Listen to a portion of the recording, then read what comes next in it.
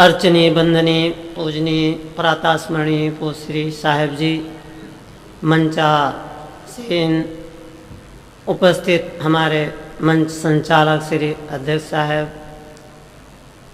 मुद मंगल में संत समाज, श्रद्धानुरागी बंधुओं, भाइयों बहनों, माताओं तथा बाल गोपाल, त्रैदिवसीय कार्यक्रम का ये आज अंतिम दिवस। और सदगुरु कबीर साहब कहते हैं कि अंत गति सो मति, यानी अंत ठीक हो गया तो सब ठीक है। तो इस प्रकार से हमारे संत महापुरुषों के द्वारा जो आप 4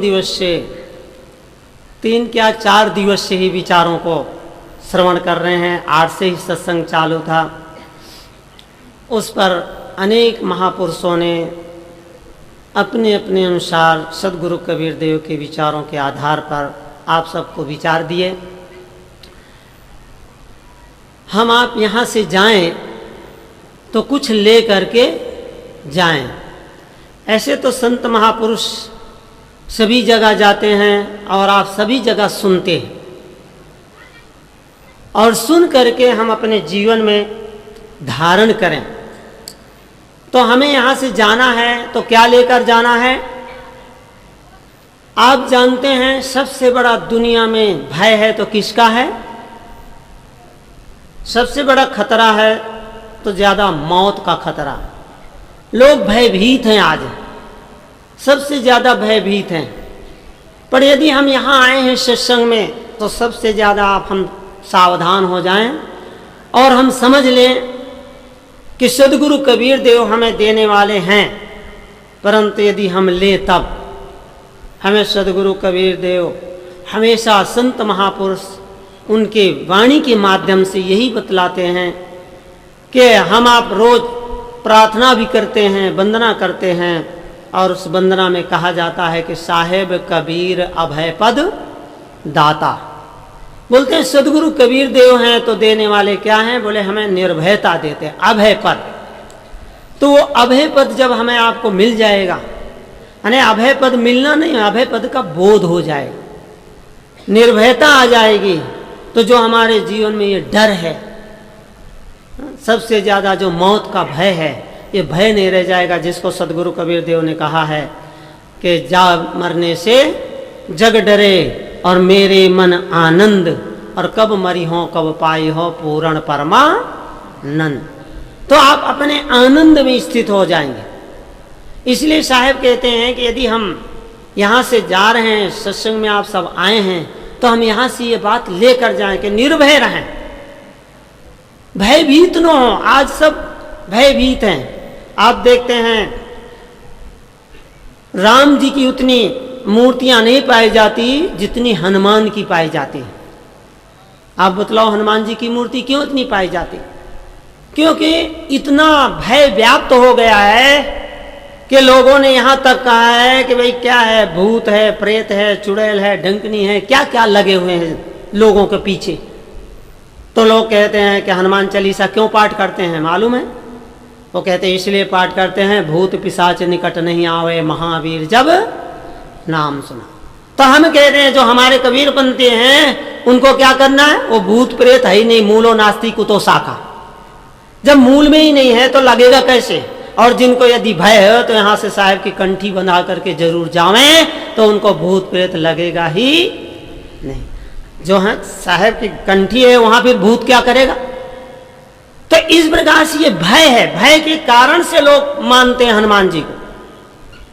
निर्भयता होवे तो कोई नहीं माने, पर सदगुरु कबीर देव ऐसे हैं कि हमें निर्भयता का पाठ पढ़ाते हैं।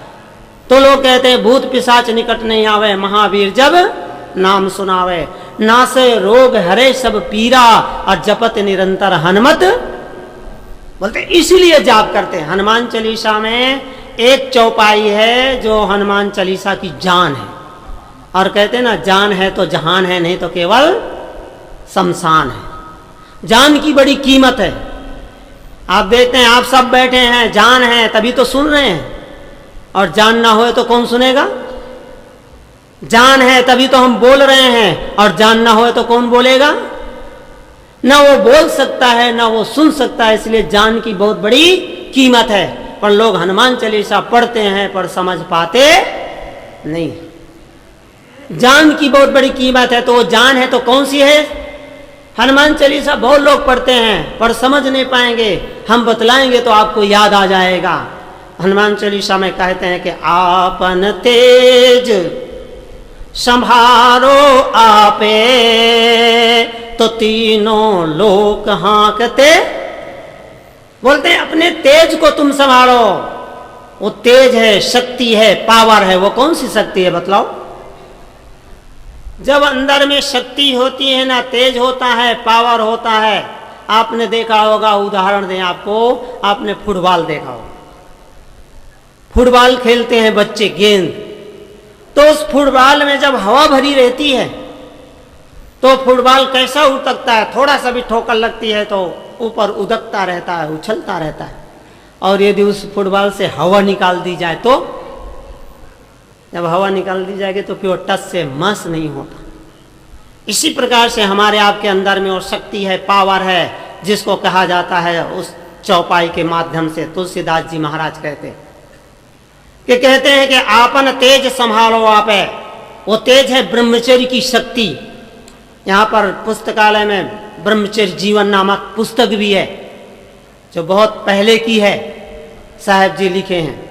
आप देखिए उस पुस्तक को, पढ़िए नहीं, उसको जीवन में धारण करिए। फिर आप देखिए कि शक्ति है तो फिर कमजोरी कहाँ से रहेगी? कहाँ से भूत प्रेत धरेंगे? कहाँ से बीमारियां आएंगी? जब शक्ति नहीं रहती है, पावर नहीं रहता है, तभी अनेक प्रकार की बीमारियां दबाती हैं। कहते हैं 3 सतावे निष्कमे।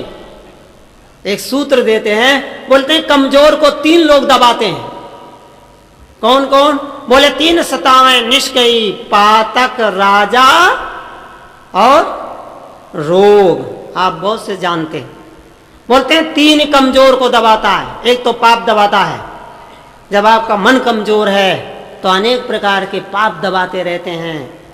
मन कमजोर है तभी आपके अनेक गलत विचार आते हैं। इसीलिए सत्संग में जाने के लिए कहा जाता है। कबीर साहब की ये साखी हमेशा याद रखो, क्योंकि आप अकेले नहीं रह सकते हैं, बिना संग के कोई नहीं रह सकता है। तो साहेब हमें आदेश देते हैं कि जब आपको संग में ही जाना है, संग में ही रहना है, तो क्या करो? बोले संगत कीजिए, बोले संगत कीजिए साधु की। बोले बिना संग के आप नहीं रह सकते हैं, तो संतों की संगत करो। तो संत तो हमेशा नहीं मिलेंगे, पर संतों के बनाए हुए ग्रंथ हमें आपको हमेशा मिलेंगे। इसलिए यहाँ पर जो भी हमारे आपके ग्रंथ उपलब्ध हैं, गेट के बगल में लाइब्रेरी लगाए हैं, वो संत महापुरुषों के विचार है, वाणी है। उन ग्रंथों को आप ले जाएंगे अपने साथ, और आप जब भी उसका अध्ययन करेंगे तो आप समझ लीजिए आप संतों के संग में ही हैं। इसलिए कहते हैं, क्योंकि दुनिया में 2 ही हैं, एक संग है, दूसरा कुसंग है। कितने लोग कहते हैं हम साधु नहीं बनेंगे। उनसे पूछो कि साधु बनोगे? वो बोलते हैं हम साधु नहीं बनेंगे। इसका मतलब क्या बनेंगे? है ना, 2 ही है दुनिया में। साहब जी की एक पुस्तक है जिसका नाम है 2 में से 1। तो 2 में से 1 सबको रहना है, चाहे साधु हो चाहे असाधु। साधु नहीं बनेगा, सज्जन नहीं बनेगा, तो क्या बनेगा? दुर्जन बनेगा। तो इसीलिए बोले हमें रहना है तो हम संतों के पास रहें, सत्संग में रहें, संगत कीजिए साधु की। इसीलिए साहब कहते हैं साधु। साधु का मतलब ये मत समझ लेना कि हम साधु हैं और आप असाधु हैं। अभी हमारे साहब जी के पास आए थे एक सज्जन, वो बोले कि महाराज मैं भी साधु ही हूँ। भले गृहस्थी में रहते हो, सही बात है। साधु और साधु का मतलब नहीं, ये तो भेष है। जिस संप्रदाय में जो रहता है, हमारे देखो सामने बैठे हैं, एक लाल कपड़े में बैठे हैं, कोई पीले में बैठता है, कोई पंजाब में है काले में पहनते हैं, और हमारे यहाँ सफ़ेद कपड़े पहनते हैं। तो ये तो सांप्रदायिक चिन्ह है, और ये सांप्रदायिक चिन्ह रखना भी बहुत जरूरी। हमारे गुजरात में कुछ ऐसे संत थे, वो जब हमारे इस हीरा को देखते तो बोले क्या ऊंट की मेढ़का को लटकाए घूमते हो? बोलो क्या बोलते? ऊंट के मेढ़का वो नहीं बांधते थे, वो कंठी नहीं देते, और कंठी न देवे न भक्तों को देवे। कहीं बोले कंठी की क्या जरूरत? अरे भाई हम कहे हमारी कंठी नहीं है, ये कंठी नहीं कहलाती, ये इसको हम कंठी कहते हैं क्या? हमारे पारखी संत इसको कंठी नहीं कहते, क्या कहते हैं बताओ? है ना, हीरा कहते हैं। और हीरा कितना कीमती होता है? और हीरा नहीं कहते, इसलिए कंठी इसके लिए नहीं कहते कि कंठी होती है कहाँ, ये कंठ में, इसलिए कंठी नहीं बोलते इसको, इसको हीरा बोलते हैं। हीरा का मतलब समझते हैं, बोलते हैं हीरा हृदय दयाल का चिन्ह। ये दया को पालन करो, इसके लिए इसको धारण किया जाता है कि हीरा को पहन करके आप दया को पालन करें। ऐसा नहीं कि बस जीव घात ना कीजिए, साहब कहते हैं ना, जीव को आप सताते रहेंगे, मारते रहेंगे और फिर चाहे कि हमको सुख मिले, शांति मिले, कैसे मिलेगी? देवी देवता के नाम पर कितनी बलि चढ़ी, अभी नवरात्रि चली गई महाराज, हम नेपाल से आए, काठमांडू से, वहां दशहरा के समय कितना पशु बलि होती है, वहां कितने लोग नेपाल छोड़कर चले आते हैं जो भारत के, और भारत में कम नहीं होती। हम काली माता में गए थे कलकत्ता में, तो देखे तो कह रहे थे, कैसा है महाराज, ये महाराज कहे साहेब वो क्या जाने, बोले महाराज आप शनिवार को आते हो ना तो देखते हो यहाँ खून की धारा बहती। बोलो वो माता है, माता का क्या लक्षण होता है मालूम है? अरे माता तो दया का पालन करती है, माता तो बच्चे की कितनी रक्षा करती है। वो माँ नहीं है जो जीव चाहती है, परंतु वो माता चाहती भी नहीं है। काली माता थोड़ो चाहती है, देवी देवता कोई नहीं चाहता है। इसलिए कबीर साहब को कहना पड़ा है कि जो तोरा सांचा देवा तो खेत चरत क्यों ना ले जी। यदि देवी देवता ये सच्चे हैं तो खेत चरते क्यों नहीं ले लेते हैं? पर हम तो भयभीत रहते हैं, पग पग पर डरते रहते हैं। इसलिए हमें साहब कहते हैं कि हमेशा सावधान रहो, निर्भय पद को धारण करो। और सदगुरु कबीर साहब ही कहते हो, ऐसी बात नहीं है, गीता पहले बनी है। साहब कल बोल रहे थे ना, महाभारत साहब ने लिखा है, आप देखो नया निकलेगा सृजन। तो गीता में पहले कहा गया है, सबसे पहले जहां पर लक्षण है दैवी संपत्ति के लक्षण, गीता सार एक पुस्तक है, यहां पर आप देखना। गीता में वैसे 700 श्लोक है, पर साहब जी उसका सार लेकर के 350 लगभग श्लोक हैं, उन सार वस्तुओं को ले ली, इसीलिए साहब ने नाम रखा है गीता सार। तो उसमें 26 लक्षण है 16वें अध्याय में, दैवी संपत्ति के लक्षण है, जिसमें सबसे पहला लक्षण क्या आया है, जो लोग गीता को पढ़ते हैं वो जानते हैं, अभयम। कहते हैं अभय रहो, डरो मत, भयभीत न हो। अभयम सत्य संशुद्धि ज्ञान योग व्यवस्थिति दानंदमश्च यज्ञ स्वाध्याय तप आर्जवम, यानी ऐसे 26 लक्षणों का वर्णन है। तो कहते हैं तुम्हारे माने कबीर साहब तो कहते हैं कि साहेब कबीर अभय पद दाता, पर हमें गीता भी आदेश देती है कि निर्भय रहो, आप डरो मत। देवी देवता भूत प्रेत चुड़ैल जिन क्यों डरते हो? क्यों कि हमें सदगुरु कबीर साहब का ज्ञान सुनते तो हम जरूर है, पर इस काने से सुनते हैं और इधर से निकाल देते हैं। हाँ? कितने कबीर पंथी हमने देखा, बड़ौदा में एक देखा, बड़ौदा में हमने देखा, बोलो पारखी संत कितने आते हैं, और पारखी संत मतलब उनके भक्त, और बोलो जब माँ भक्ति नहीं होगी, माँ को ज्ञान नहीं होगा तो बेटे को क्या शिक्षा देगी मालूम है? क्योंकि माँ की शिक्षा ज्यादा मानता है, पिता की बच्चे नहीं मानते। पारखी संत जाते सब बात जानते, पर माँ ने बेटों को कह दिया कि शनिवार को जाकर के हनुमान जी को तेल चढ़ाया, बोलो तो वो बेटे क्या करें, शनिवार को लोटी ले जावे और हनुमान जी के ऊपर चढ़ा कर क्या बोलो। और हाँ पारखी संत बैठे, जब हम लोगों को भी समाचार मिला, हमने कहा क्या करते हो तुम लोगों को इतना बोध नहीं है? अरे माँ है दूसरी तो क्या करे, माँ का आदेश बच्चा मानता है, इसलिए माताओं को बहुत सावधान रहना पड़ता है, सही शिक्षा देवें। माँ यदि गलत शिक्षा देगी तो संस्कार बच्चे में बालपन से बैठ जाएगा। हमारी माताएं थी, आपने देखा ना अभिज्ञान शाकुंतल नाटक है, कालिदास ने लिखा है।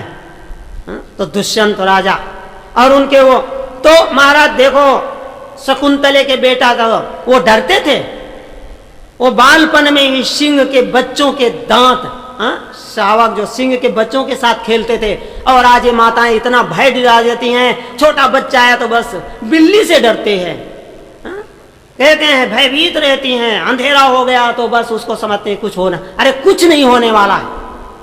निर्भय पद को धारण करके, हमारे साहब थे दादा गुरु हमारे तपसी साहब थे, वो कहते थे निर्भय पद को धारण करके चाहे जौन दिशा को जाए, पूरब पश्चिम उत्तर दक्षिण चाहे जौन दिशा को जाए, आप निर्भय रहो, मत सोचो कि बस पूरब को जाएंगे तो ये हो जाएगा, पश्चिम को जाएंगे तो ये हो जाए। ज्योतिष में कह दिया ना, मंगल बुध उत्तर दिश कालू असोम शनिश्चर पूरब न कहते पूरब न चालू। बताओ, और हमारी गाड़ियां कहाँ हैं? मैं बंबई माने हम बड़ौदा से देहरादून कितने बार जाते हैं तो कहते हैं कि मंगल बुध उत्तर दिश कालू। बोले मंगल और बुधवार को उत्तर दिशा में नहीं जाना, पर बंबई से जो गाड़ी चलती है देहरादून जाती